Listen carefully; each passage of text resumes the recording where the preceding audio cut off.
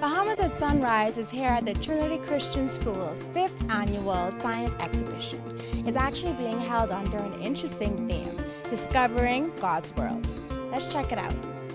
Students from kindergarten up to grade 6 had 1 week to take part in the exhibition, showcasing projects on butterflies, animal habitats, insects, invertebrates and vertebrates, the solar system, and natural disasters. The kids, they're used to every year, they look forward to this particular exhibition because it gives them a chance to get hands-on, do some things that we necessarily won't do in the classroom.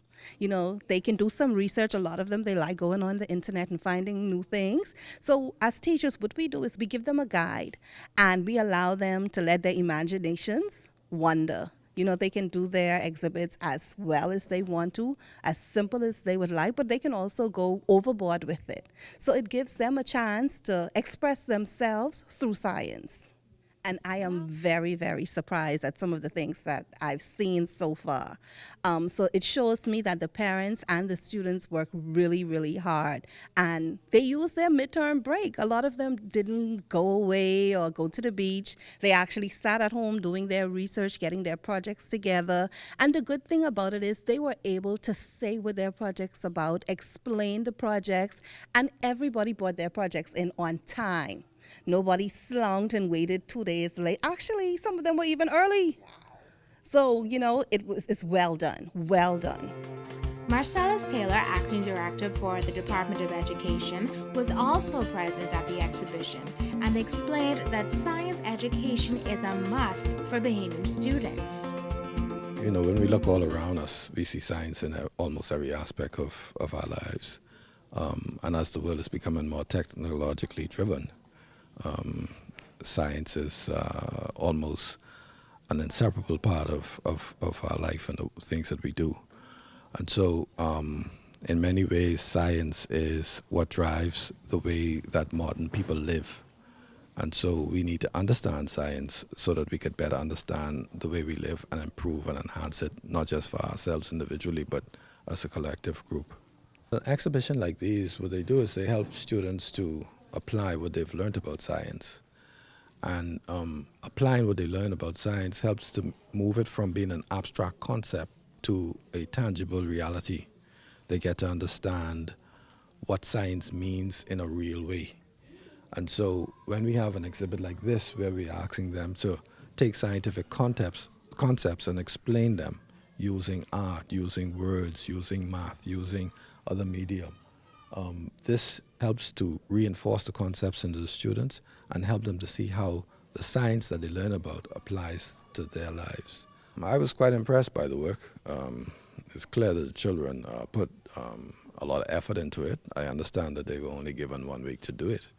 And so that even makes it more impressive that they were able to produce such high quality work in such a short space of time. I also had the opportunity to talk to the students about the work, which was even more impressive because it isn't that they just completed the work and maybe got, you know, a disproportionate amount of help from their parents. They were able to explain. So for instance, I met Zion right here, and he was able to talk about a riptide, and he was able to explain what a riptide is, and he properly understands it. And so what it means is that it's not just a vain exercise, it's something that will be with him for a long time, if not for the rest of his life. So Zion, tell us about your science project today. It's about riptides. About riptides. So who helped you with your project? My mom. Your mom helped you.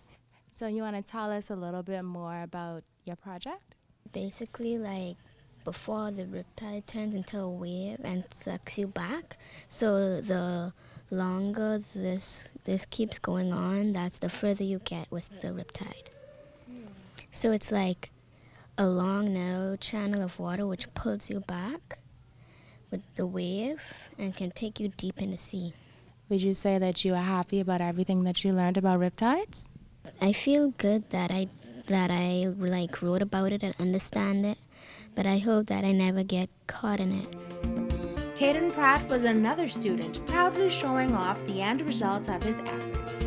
Caden's project was on quicksand. Tell me something that you learned about quicksand that you didn't know before doing this project.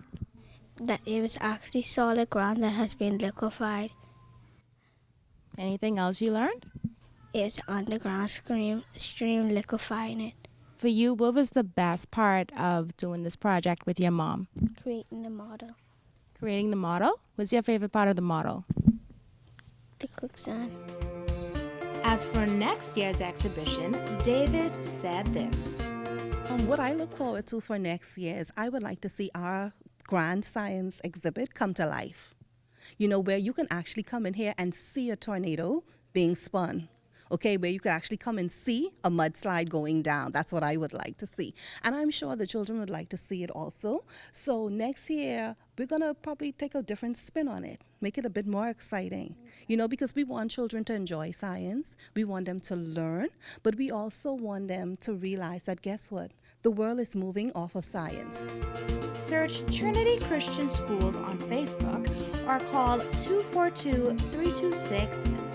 242-326-7363 for more information on this institution. For Bahamas at Sunrise, I'm Keisha Bethel.